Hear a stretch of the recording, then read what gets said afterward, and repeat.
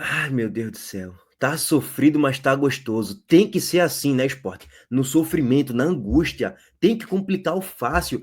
Tem que tornar o fácil em difícil, quase impossível.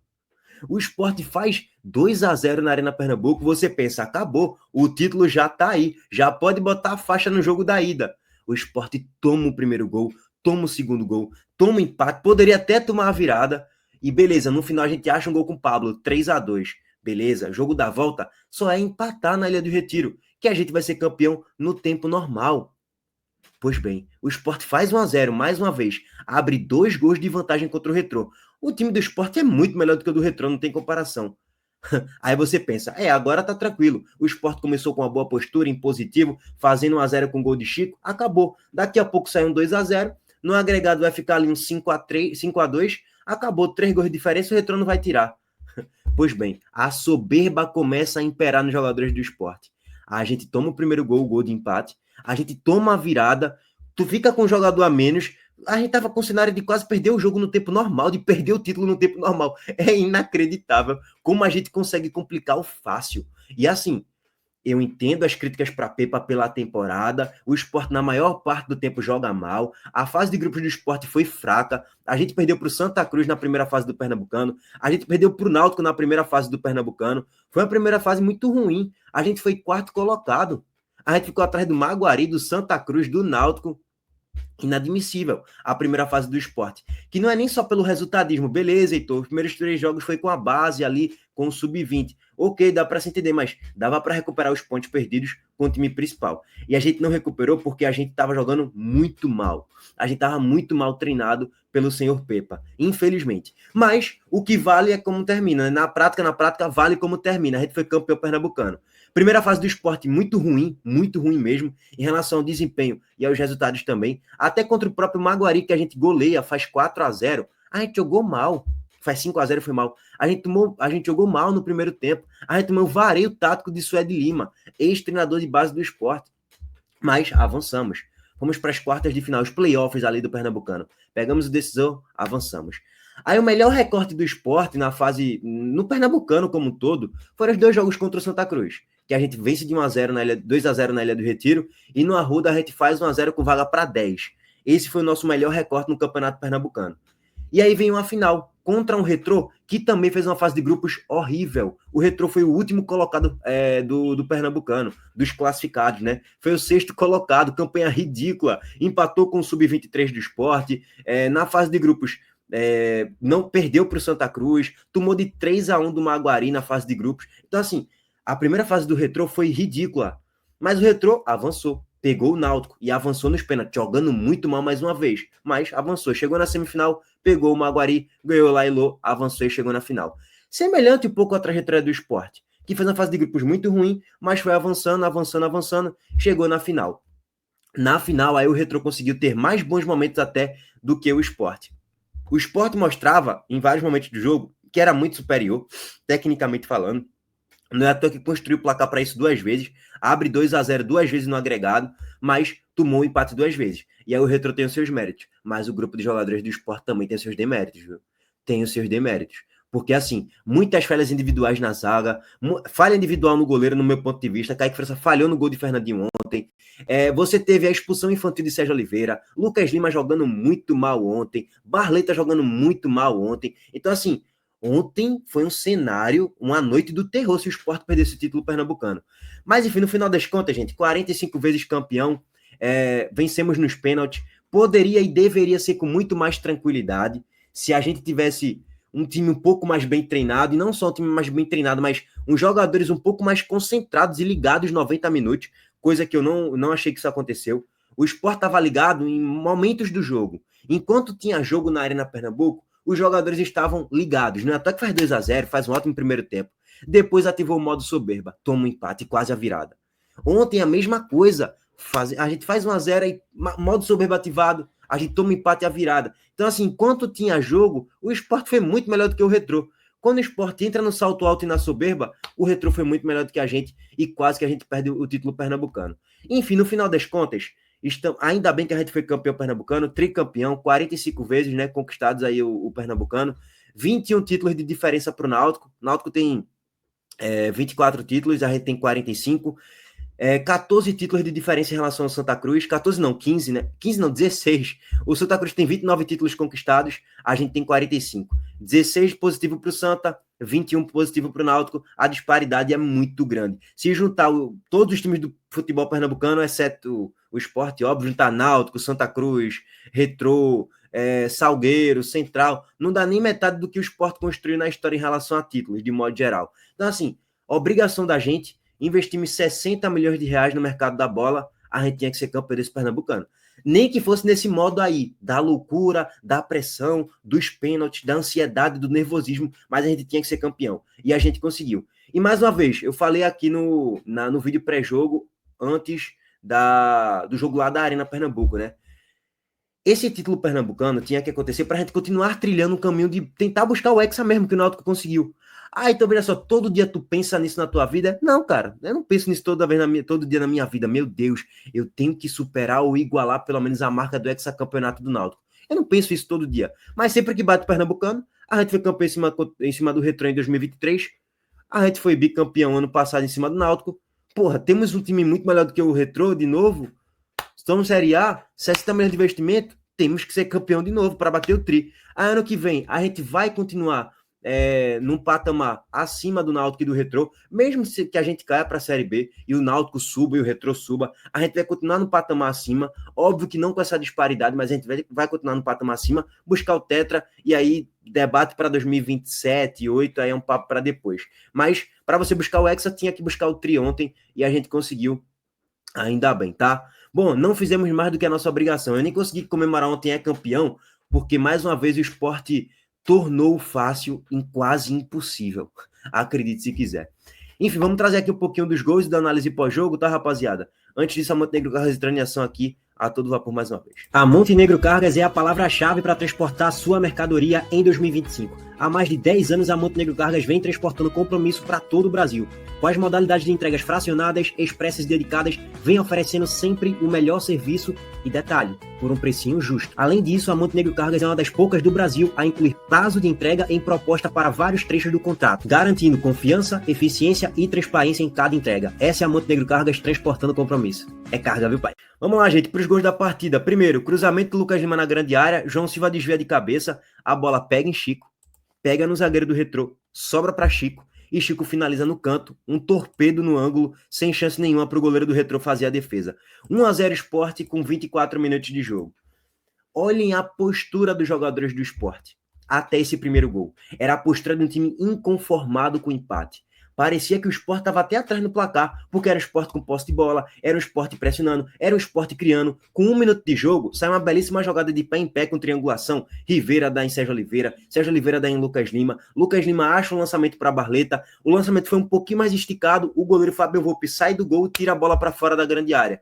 Sérgio Oliveira pega a bola, era uma oportunidade de gol, ele finaliza a bola por cima do goleiro, mas também por cima da barra. Já poderia pintar 1-0 para o Sport com 1 minuto de jogo. O Sport começou em positivo de certo modo, como deveria ser. Beleza, e o Sport de certo modo estava melhor do que o Retrô. O Retrô não ameaçava, fazia marcação-pressão no campo de ataque, fazia, mas não estava surtindo efeito naquele momento. O Sport estava muito concentrado, ligado no jogo.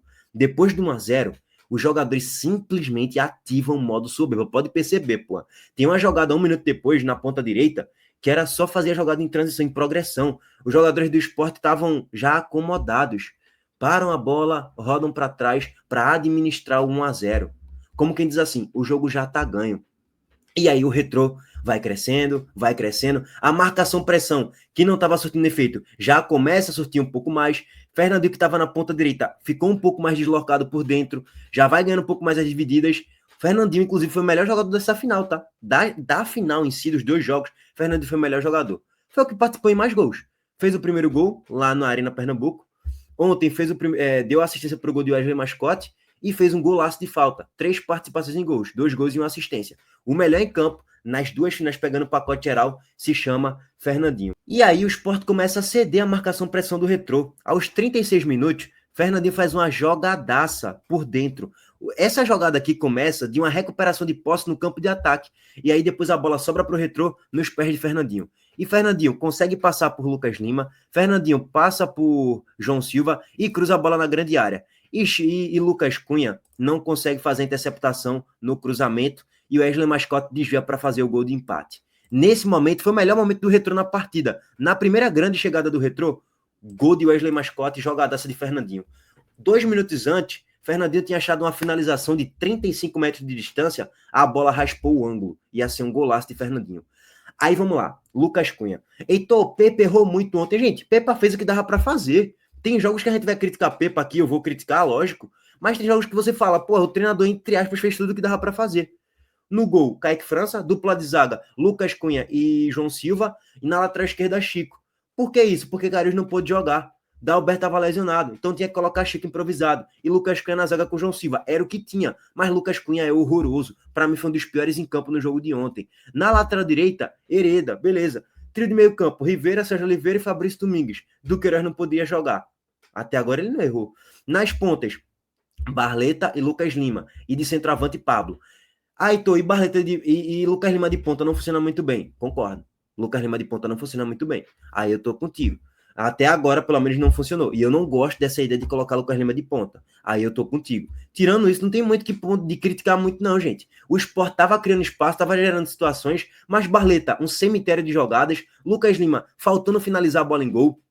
Fabrício Domingues com a bola no pé, horroroso. Então, era um Sport que tinha espaço, mas estava muito mal na tomada de decisão no último terço de campo. E aí o Retrô vai crescendo, acha um gol de empate. E o Sport sente muito gol de empate. O Retrô cresce ainda mais na partida, mas termina o primeiro tempo 1-1. Justo, de certo modo, pelo que as duas equipes apresentaram. Vem o segundo tempo, e acho que Pepa poderia talvez mexer um pouco mais rápido. Acho que sim.